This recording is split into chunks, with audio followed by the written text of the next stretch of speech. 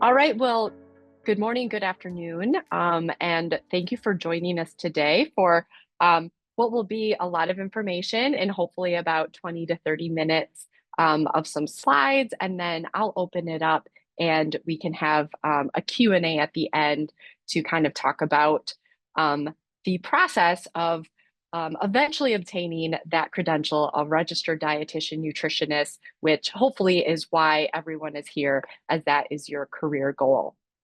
So today it is an overview of the kind of application process, and at the end, I will feature the options you have through UW-Madison and what we have for you to potentially look at. So to start off with, my name is Michaela Shukart, and I'm teaching faculty here in the Department of Nutritional Sciences at the University of Wisconsin-Madison. So I am a registered dietitian by training. I practiced with adult inpatient for several years, and now I continue to practice, but also do teaching and advising in our undergraduate program and our graduate program in clinical nutrition here in the department. So on this slide, you can see the other individuals who are the DPD, or the Didactic Program in Dietetics faculty, which is at our bachelor's level. And they also teach in our Master of Science in Clinical Nutrition graduate program. And we have one joining today. I will let Taya introduce herself and say hi. Everybody, my name's Taya, and as Michaela said, I teach in both the undergrad program, but also in our master's program. My background is primarily pediatrics, and so I was a pediatric dietitian for several years and have my certification in peds. And then, yeah, I teach in the undergrad program, kind of teaching professional skills, and then community nutrition as well. And you just saw my dog pop into the camera. So welcome. Great. So our agenda today, like I said, we're going to look at the supervised practice program background and the various different paths that are out there now because of the accreditation changes and the requirement of the graduate degree. I'll go over kind of what to think about this summer as we head into the fall semester for those that might be in a gap year, in a graduate program, or in their undergraduate program yet. And then at the end, we'll look at DICAS and the UW-Madison options. So as I mentioned, and as you've probably learned in 2024, that was when the accrediting body, the Commission for Dietetic Registration, increased the requirement to sit for the RD exam from a bachelor's level to a graduate degree. So we kind of had one application process where that was required. So there has been a lot of changes. So this slide kind of breaks down three of the most common options of how you can get to the RD eligibility based on majority of the programs throughout the country. So the first one you can see is kind of a two-step process as I explain it. So you can first look to obtain a graduate degree, and the technical requirements is that the graduate degree can be in anything. So the CDR just said it has to be a graduate degree. Step two is then completing a dietetic internship. And so that term is very commonly used yet. We have had dietetic internships for the past, 80 years that the profession has been around. So this is a really great option for a few individuals. The graduate degree, if someone is looking to get what we call a more non-traditional, this could be in something such as exercise science. It could even be an MBA, a psychology degree, maybe something that's more focused in entrepreneurial or business areas. So it can be in anything. Maybe you already have a graduate degree, and so then you can move to the internship route. The other student that this sometimes works well for is by starting the graduate degree, you can often work part-time or even full-time. And so that is the option for individuals who just need to financially kind of be a little bit more stable before they do the dietetic internship, which, as we know, majority of them are unpaid, and take anywhere from 6 months up to 12 months. I do want to point out that the DPD verification statement, so that is essentially a passport of a checklist of accredited courses that you have taken. So if you're in a didactic or dietetics program and it's accredited, you will get that verification statement. The second option is option 2, and this is when you do a dietetic internship that is with a graduate degree.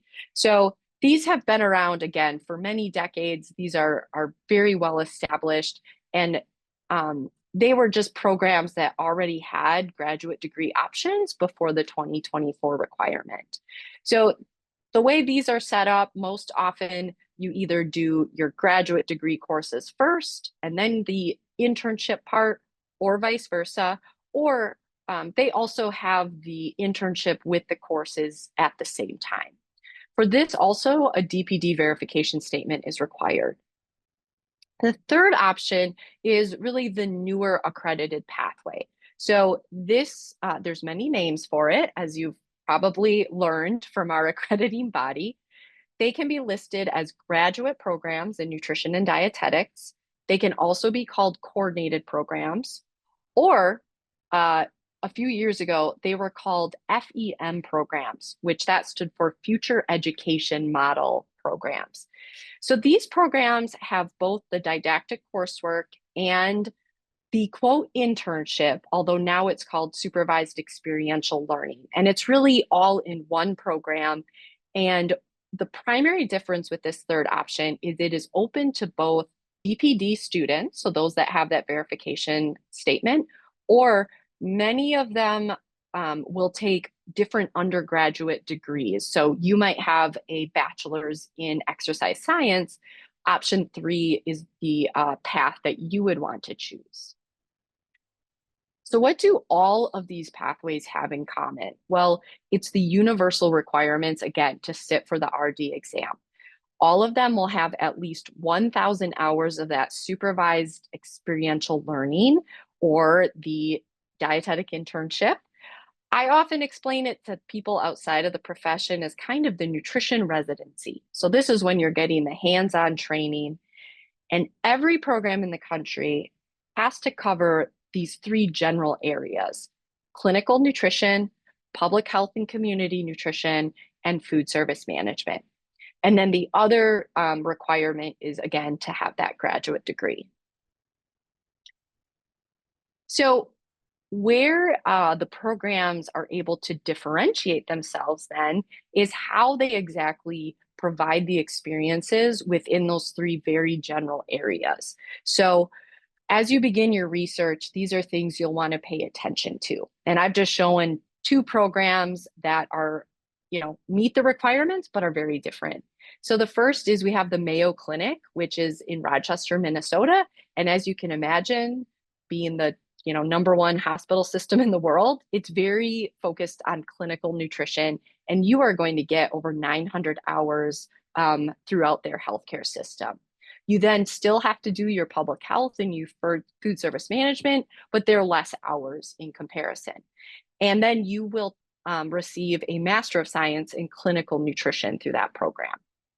And then on the other hand, you have something like UC Berkeley, which is, again, an excellent program, but they focus much more on public health, community nutrition, and policy. So here you can see they have many less hours in that clinical nutrition space, and then they have double in the public health and community nutrition. This program also, it's an accredited Masters of Public Health. So you get that in food, nutrition, and population health. So the hours didn't exactly add up, but they meet all the requirements, I think, because it's duly accredited and a very different focus. The other thing to know is that I have the 3 main areas, but within each of these areas, there's even more subspecialties that you might get experience in. And those are things you might want to look at when you're trying to choose a program. So some examples, eating disorder treatment centers. You might get that experience, and that would count probably for outpatient clinical nutrition hours. Performance and sports nutrition is a big area too, and often those can count for clinical, community, or food service, depending on what you're doing. And then there's a lot of other, gosh, varieties. School nutrition, maybe home care, maybe community gardens. So it really allows programs to be flexible in how they meet those three areas with the experiences they can offer. So how do you even begin your program research? So I have some links here. You know, the first stop is an open source. It is on the Academy of Nutrition and Dietetics webpage. This is the program directory of every accredited program in the country. So within this, you can filter by state, and then you can filter by type of program. So you can look specifically for those graduate programs or internships. The second resource I have listed is called the Applicant Guide to Supervised Practice. So this is a self-reported document of every accredited program who offers the internship or supervised practice. We can self-report our data and kind of our specialties. This is a very large document. It's a giant PDF binder, or you can also look at an Excel spreadsheet. This does have to be purchased. So if you're a student here at UW-Madison, you have access to this. If you're at a different institution, a great question to ask your DPD director or coordinator. And then the third is DICAS, and that stands for Dietetics Inclusive Centralized Application Service. We've used it for many years, but it is a newer portal in that every program starting this year must participate in DICAS. It is very similar for those recent undergrads, the Common app. So it's a very similar system, one application, and then you can choose as many programs that you want to apply to. If you're here at UW-Madison, we have our communities of practice. And so within that, we have some of these resources linked to, so you could check that out. So if you are at the research stage, which I think most of you are, we've made a few slides of just things to start thinking about. So we first call it the program logistics, and that we're going to start right off with cost. So I encourage, if you're my undergraduate students, I encourage you to sit down with your family, your partner, significant other, anyone that might support you, and start having this conversation of what financial support might you have during this next step, because you need to think about, will you need to utilize financial aid, federal student loans? What is a total cost that you would be able to afford without needing to take on significant student loans? And again, do you have family assistance, partner, or will you need to work during this step? And as you're kind of looking at an overall budget, you can think about cost of living. So housing is an added cost. Will you need a car? Are there any stipends provided for food, transportation within the program? And then finally, geographic location, right? So there's pros and cons of, majority of you are at the beginning of your careers, or you can move anywhere in the country. You don't have too many things tying you down, but you also want to be cognizant. Is there family? Is there friends that you could live with potentially during this stage? Students often ask, what are the program costs? And it really varies. We did about 2 years ago kind of a national survey of programs that were similar to what we offer here. And the costs, some were as low as $25,000, others were as high as $75,000, $80,000. So there is a very large range in the total cost of the program. So be cognizant of that and start thinking about it early. So kind of after you think about the logistics, that's when you can dive in and start looking at specific programs. So you want to think about your areas of interest and what you would like to experience. And you'll notice that programs sometimes have concentrations. They'll call them emphasis, tracks. There's all kinds of lingo. They're not accredited. We can really call it whatever we want. But there's also a very large number of programs that will just be general. And that is also a great opportunity because for many of you, you kind of want to experience everything. So doing a general, well-rounded program is a great option for many students. But as we know, many of you find our profession or this career because of something that really interests you. So it might be sports and performance nutrition, it could be school nutrition, it could be working in a GI clinic. So that's where when you start looking at programs, you can look at the specific rotations to see if you're able to get that experience. A few other things to consider: the graduate degree curriculum. So as I said, there's the requirement now, and so there's the 3 different pathways.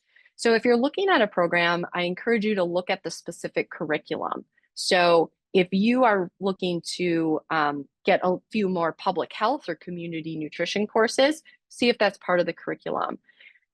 With the programs that don't require a nutrition bachelor's degree, sometimes looking at those curriculums closely to see, am I going to be repeating a lot of my courses from undergrad, or am I going to be taking different nutrition courses that will kind of expand upon what I learned in my undergraduate? Program length is another great question. And this is where you have to kind of ask yourself, what kind of learner are you? Really, the shortest programs we see out there can be 1 year or 4 semesters. So they are kind of back to back to back. And you have to know yourself. Do you do okay with that high intensity, kind of more rapid speed? Or if you are someone where you know, I really need a summer break, I am okay having a 2-year program, knowing that I can take the summers and I'll have a little bit more time off. And then the final part is thinking about the cohort size and the type of community you would like. So as you know, online learning is very flexible now. We have hybrid programs, we have in-person programs. So how do you learn best? Do you enjoy online learning? Or would you also like to have a smaller cohort that you can go through the internship experience with? So a cohort of 5 will be very different than a cohort of 30. So what kind of community are you looking for? And the last kind of bit of research, which is always good to look at, is this is an investment. So you want to make sure you're getting a good return on your investment. So looking at the program pass rate is one thing that you can consider. The first time national pass rate for the end of 2024 was only about 63%. The 1-year pass rate, which means from that first attempt within the next year, the pass rate does go up to about 86%. So asking a program what their pass rate data is something that could help you make some decisions. We do caution you though, like I said, cohort sizes are very different. Life happens, right? People sometimes don't pass. So, just use it as one area to look at and don't necessarily judge a program if it is not an extremely high pass rate. It could still be a great fit for you. So now I'm going to move into what is really the place that you will submit an application and you'll do kind of your end stage research, and that's DICAS. So as I said, this is, as I've been told, similar to the Common App. You would go to this website, you create a profile, you're able to upload your documents that you can then use to apply to any number of programs within DICAS. So a few specific changes that are happening for what we call the next application cycle, which will be fall of 25 and spring of 26. All accredited programs that provide that supervised practice must participate in DICAS. So all programs are participating. This portal does not open until August 5th. So if you Google DICAS right now, you can log into a portal, but that's actually last year's. So August 5th is when it will open for the next cycle. And the reason it doesn't open yet is programs, like on our end, we're still updating kind of the back end details. So August 5th is that magical date. And even though if you go in on August 5th and you're very excited and you don't see your number one program, don't panic. It could just be that they haven't yet published from their end. So it's important to revisit after August 5th because programs will continue to pop up throughout, the next couple months. So within DICAS, it's relatively intuitive. You'll kind of create a profile and then you're able to filter programs once you're in DICAS. And this is sometimes, as you know, kind of the most up-to-date program information. So you're able to filter by state, again, program type, start dates, and then if you have that verification statement or not. Okay, so here's probably one of the more confusing pieces with this entire process as everyone is learning the new transition. For those of you maybe early in your undergraduate career or even years ago, you heard about the famous internship match. So we used to function nationally on a matching process. So students applied to programs, ranked them, and then programs ranked the applicants. And on match day, you were given a match or no match to one program. So as we've kind of updated, that is not very student-centered. And so this new process, the initial feedback we got is it was very well received by students because you have a lot more choices. So the best way to explain the new process is we are similar to other healthcare professions. So if you have friends or roommates that are applying to PA school, maybe nursing or just graduate school, it's more like that cycle. You will go into DICAS, you can apply to as many programs as you like, and you will receive a decision from every program you apply to. The decision will either be, they'll give you an offer to the program, they will decline you, or you will get waitlisted. So it's very important to note you'll get one of those three. The difference with DICAS is that within accreditation, a program can only give as many offers as spots they are approved for. So for example, if an internship has 8 spots, they can only give 8 offers. So they will give 8 offers, and then after that, they will waitlist students or they will decline them. So I think that one of the first takeaways that we learned after going through this last year is if you get waitlisted, do not be extremely disheartened because there was so much movement after the offers were given. So it could just mean the 8th person that got the offer, they declined it. And so the person who was waitlisted at spot 9, they were given an offer. So there was lots of movement, but that's generally the 3 decisions you'll be given. There are 2 cycles. It operates with a fall cycle and a spring cycle. Either cycle can be utilized by programs. Programs can also participate in both cycles. So what that means, and I'm going to talk about UW now, we participate in the fall cycle and the spring cycle. So you can choose to apply in either and you will be given those same decisions.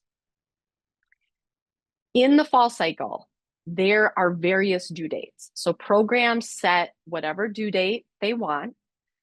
People apply, but by November 1st, every applicant will be notified by every program they apply to in the fall cycle.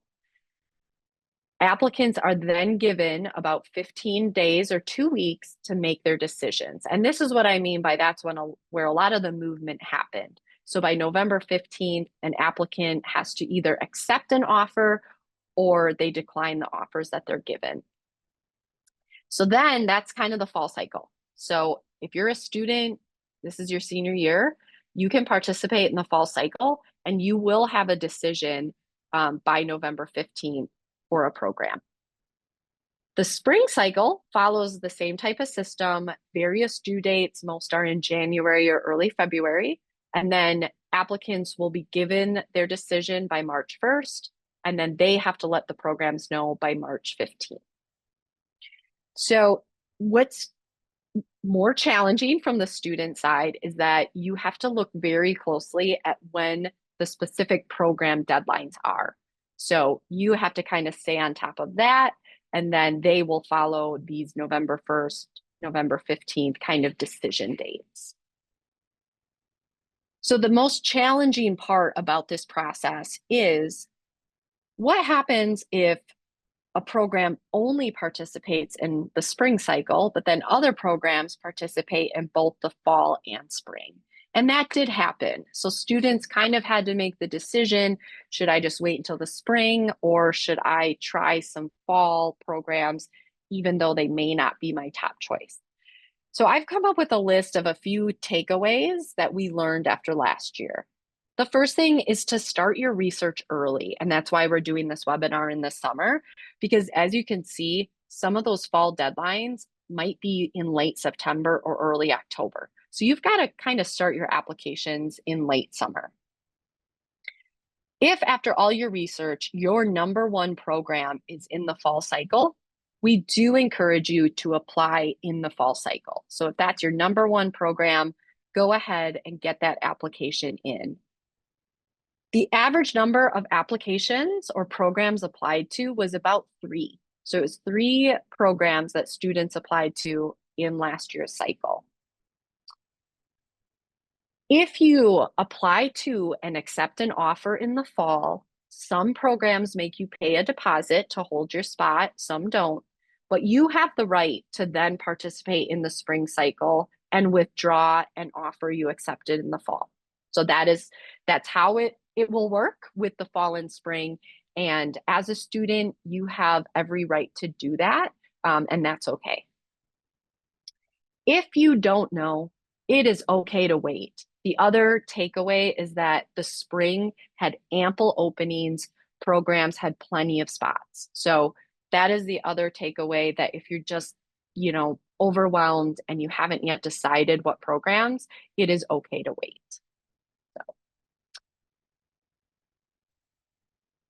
Okay, so now, relatively quickly, I'm going to kind of move into the programs offered here at UW-Madison. So we have a Master of Science in Clinical Nutrition, which in isolation can be completed 100% online. It is a graduate degree.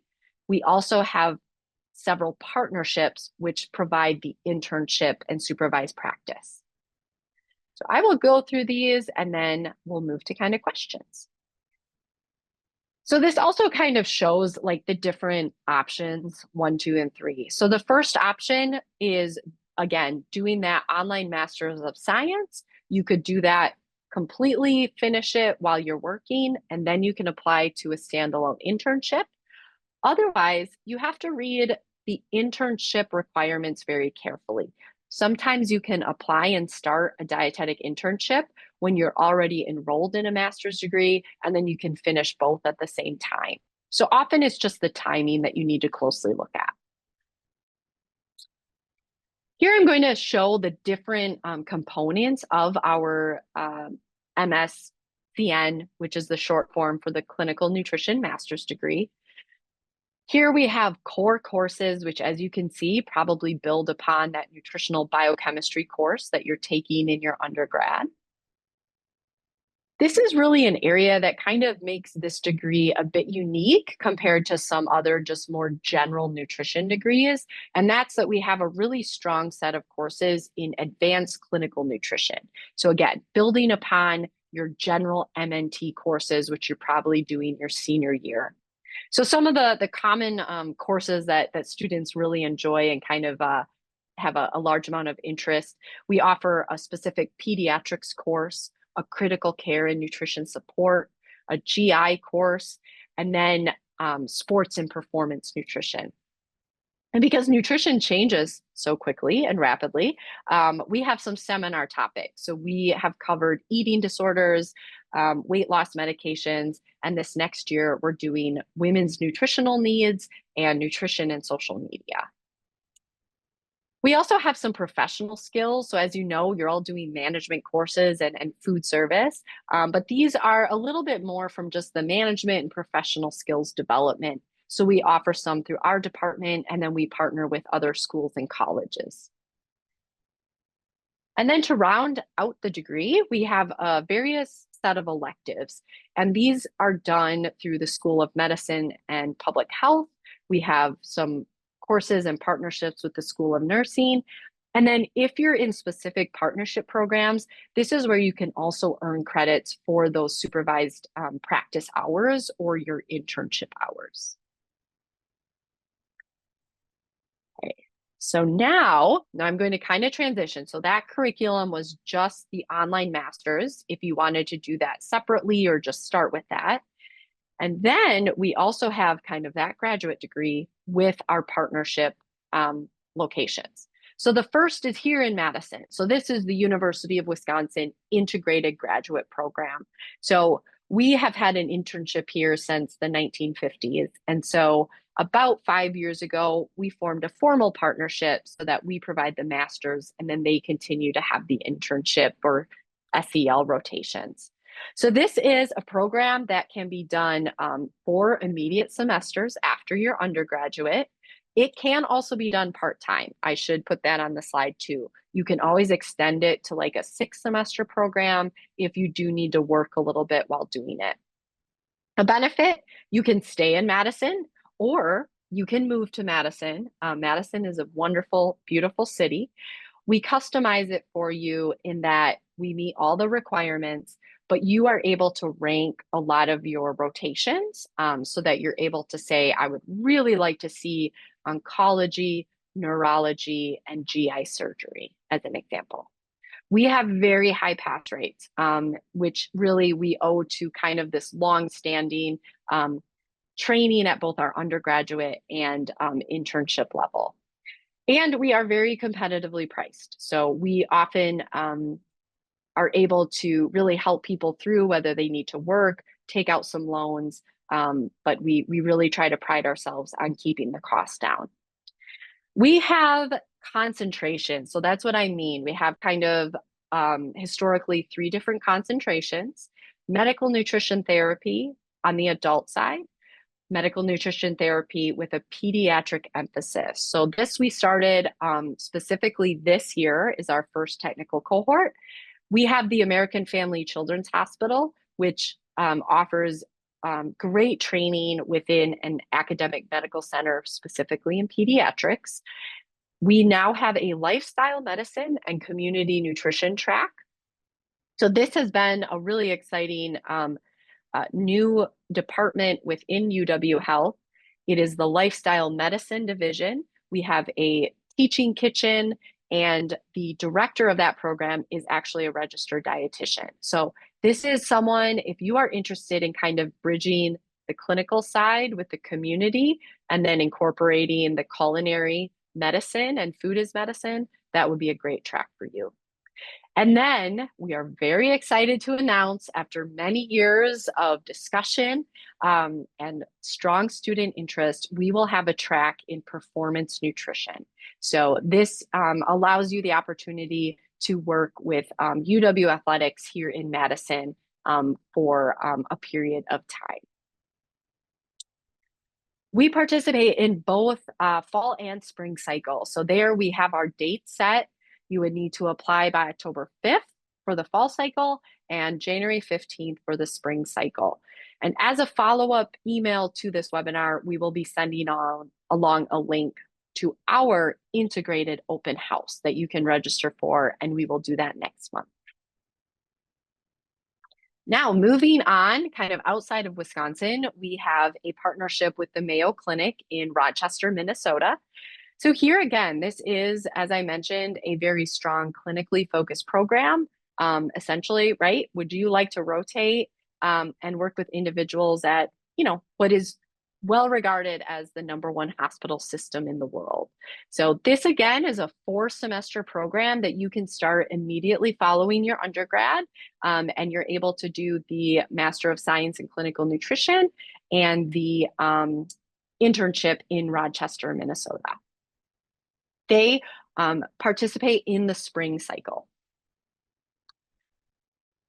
If you are looking to move to the East Coast, or you're maybe joining us from the Virginia, North Carolina region, which we have really welcomed a great number of students from, We have a partnership with the Virginia Commonwealth University, which is in Richmond.